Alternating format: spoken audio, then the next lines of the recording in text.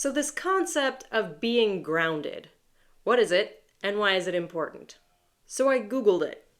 And the definition that pops up is someone who is mentally or emotionally stable, unpretentious, or sensible. And another definition that comes up later, not actually in the dictionary, is someone who is in touch with their body, like connected to their body, connected to the earth. Okay, so it's an interesting concept and it applies mentally, physically, emotionally. There are all these different facets of being grounded. And then another element that I've been connecting to it recently is this idea of humility.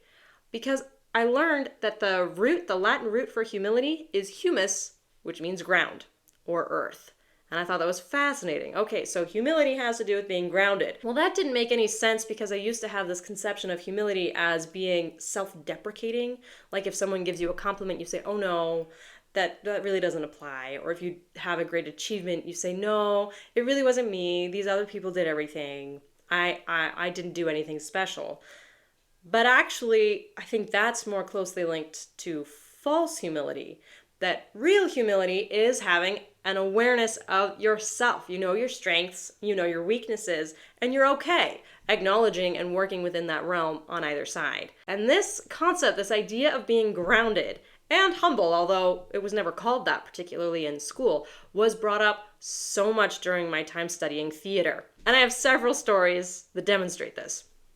The first is that during the first, I think it was the very first few weeks of class, we had a professor sit us down and say, okay, your assignment, you guys are going to do this report for me, and what I want you to do is type yourselves. You know how we say an actor is typecast, they are only put in certain roles, right? Well, he wanted us to do that for ourselves and say, what are your strengths and weaknesses? What's your physical appearance? What kind of roles would you fit for? And you need to be really honest with yourselves, because if you think that you fit for the Prince Charming roles, but you have a really funny looking nose, then no, you don't. You won't get cast as that, right? You need to look at yourselves very clearly and say, okay, well, am I the best friend? Do I play the leading lady? Do I play the villain, right? And he said so many actors or people who want to be performers will have this idea of themselves that's not based in reality and go and audition over and over and over again and never get anything because they're not putting themselves up for the roles that they could actually get. And to be clear, this is his advice for starting out, for breaking into the industry. There's a whole argument to be made for breaking out of your typecast later, but even then, if you want to break out of your type, you need to be in touch with reality. If you know you have a funny nose, but you think somehow you could sell it for the leading man, okay, acknowledge that, like pitch it. You need to convince them, because at face value, they're not going to take you for that part. Okay, so this was my first experience with this, and it was a very interesting assignment, and I remember the whole class was like, oh my gosh, okay, wow, thanks, that makes us feel really great.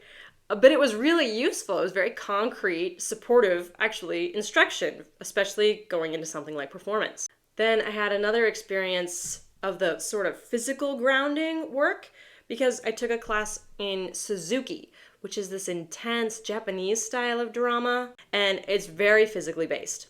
So we spent a lot of time doing these like very tiring exercises, and he kept talking about this idea of having a high center and saying that we don't want to have a high center, we want to have a low center and be really grounded. And he would do this test where we'd be on our knees, we'd kneel, and we'd have to sit up and balance really stably, and he would come around and not painfully, but a little bit forcefully, like poke us in the small of our back. And if you were grounded, if you had a low center, you would resist and you would stay balanced. But if you had in any way a high center, when he gave you that poke, you would tip over. And it was crazy because it was such a clear demonstration of whether or not you were grounded or whether or not you had a high center. And I kept tipping over for the longest time. It took me so long to understand what I was doing differently or how to do it correctly, because I was like, I'm kneeling just like the rest of these people. Why can't I stay strong? Right? So that was very interesting, very physical training on the same concept. Then I've also seen it very clearly in an emotional sense with the work I do now teaching high school. I teach a high school drama class, and I do an exercise with the kids on focus, essentially. And the goal of the game is not to laugh. So you put all the students in a circle, and there's one kid in the middle, and the kid in the middle goes up to anyone else in the circle and tries to make them laugh. And if they can make them laugh, then they get to switch spots, and whoever just laughed goes into the middle of the circle.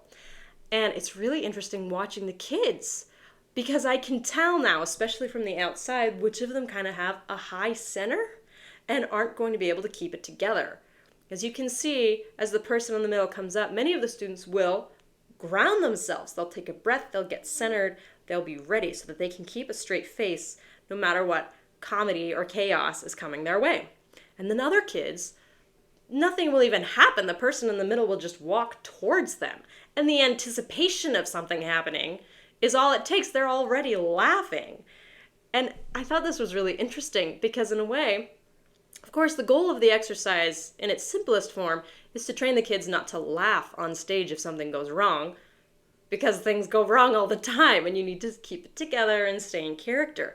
But it applies in a broader sense too, and even to life overall, because we want to be the kind of people who, when chaos or unforeseen circumstances come our way, we can collect ourselves and decide how to move forward, as opposed to being the kind of person where when chaos comes, we have this nervous high center, we just react emotionally instantly. There's almost no choice being made. It's just a gut response that's not necessarily rational or in any way helpful or productive. And you can see this theme play out yet again in the business world, just in daily life, working with people. Because people who are very professional, who've really got their stuff together, they know their work, they're competent professionals, they're usually also very grounded people, especially if they've had to cut a space for themselves. If they had a job handed to them, it may or may not be the case, but if you've had to fight to get where you are, odds are you've had to take a lot of criticism along the way and learn how to grow from that in order to succeed. And these people, you can see it, they handle both criticism and compliments very graciously. Like if they make a mistake, they will acknowledge it. And then if they have a great success, they will accept it. They'll say, oh, thank you. Yes, it was a great challenge. I'm really grateful to my team. We did a lot of work on this. But they don't get awkward or arrogant. They have an easy time both with compliments and criticism. And they will ask for advice and they will admit their mistakes. And I had a clear example of the opposite circumstance last year. I was working with this woman who was completely out of touch with herself. She was absolutely not grounded. She had this false idea of her own abilities, and the management for these projects was such that there was no one set in place to cut her off. So she would always put herself forward and say, I'm going to lead this project. And the whole group would be like, okay, this is super awkward. We'll just suffer through this. And we would end up, not maliciously, but sort of out of desperation, trying to make things work, we would end up talking about her when she was not in the room and how could we strategize and deal with the situation, or how could one of us be in charge of the next project because she was entirely incompetent. And it was very unfortunate, and I remember feeling bad for her, but it was hard too because we couldn't discuss it with her. We couldn't give her the criticism, we couldn't offer advice because she was not open to it. She didn't want to hear it. And I came away from that experience thinking, wow, that's a goal for my life. I never want to be the kind of person who is so closed off to negative feedback that other people need to talk about me when I'm out of the room so that they can do their jobs. And I was like, that's really embarrassing. It's like she keeps setting herself up to be really embarrassed because she's not willing or able to get in touch with reality and look at herself clearly. And I just thought that was a really striking example. There's also this children's book. It's called You Are Special by Max Lucado. So cute. Look it up if you're interested. But I remember reading it as a kid. And it also applies to this whole theme really clearly. And in the story, there's a whole society of little wooden marionette dolls. And the dolls, what they do is they give each other stickers all the time. If a doll does something really great, they get a gold star. And if they do something awkward or foolish that people dislike, they get a black dot. The main character puppet is a sad one who's covered in black dots. He can't do anything right. And now he has so many, sometimes people will see him and just give him another black dot because they're like, you clearly aren't good at anything, and I don't like that. And it's really sad. And one day the puppet meets another one. He meets this woman who has no stickers.